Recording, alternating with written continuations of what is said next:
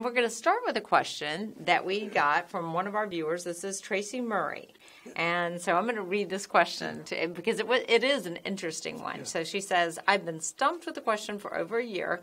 We had sparrows who lived in our awning for years. We weren't fans of the mess, but we never had the heart to move or disturb their nest.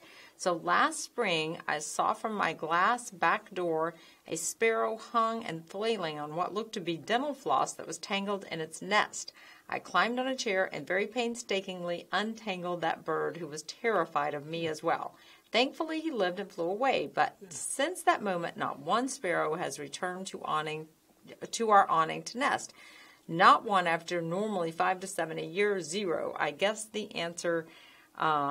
know the answer, but I would love to hear someone who studies these beautiful creatures studies these beautiful creatures has seen before. So, Richard, what do you think? I have no idea, really. I wish I knew the answer. There could be several.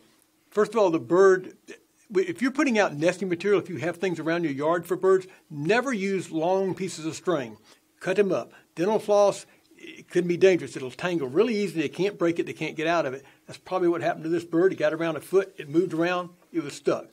She did the right thing by rescuing the bird. I think she may have been concerned that they didn't come back because she touched the bird or touched the nest material. That never is the case. They can't really smell. The whole thing about touching a bird and they'll smell your scent, leave the babies, whatever, that's not true. The only way to get rid of them is to really harass them, and you're not going to do that, so that doesn't matter. Yeah, you said you used to touch bluebirds' all the time. All the time. Showing them to people, showing them nesting bluebirds, open it up, let the female flush away and never trap them in the box, and then open the box. You look at the babies until they get really old, which they might jump out, but it's okay. If you touch one or something, it's not going to matter. It'll be fine. They don't smell. I think that maybe that got to be something that was told so that children would leave birds alone, the nest alone, because children are so fascinated with baby birds. Yes. So maybe it's a good thing to keep children believing. In this case, why did they never come back? You can't say. There's no way to really know that. It's unusual for birds to nest in one place for a long period of time. They just don't do that. It would be better if after the first year you tear the nest out, especially with small birds, not eagles or hawks or things. They will reuse the nest. The smaller birds have no problem rebuilding the nest. And you do another thing. You get rid of any parasites that are in the nesting material.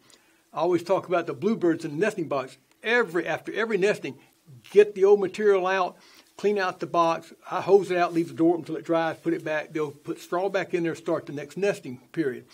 That keeps the parasites that are in the nesting material come in on the birds from infecting the young and causing them a lot of problems, sometimes death. So clean out the nest. In this case, the sparrow's up on a ledge. I would clean it out or get rid of it each year. They'll build. If they like the nesting spot, it worked out well for them, they'll rebuild. They'll reuse the nest a few times. It may have just moved because they had so much nesting material in there. They can't remove it. They just add to it, and then it's too big for them. It's too close to the roof, or there's no cup. But it wasn't because of her. Or there's parasites. They just didn't come back.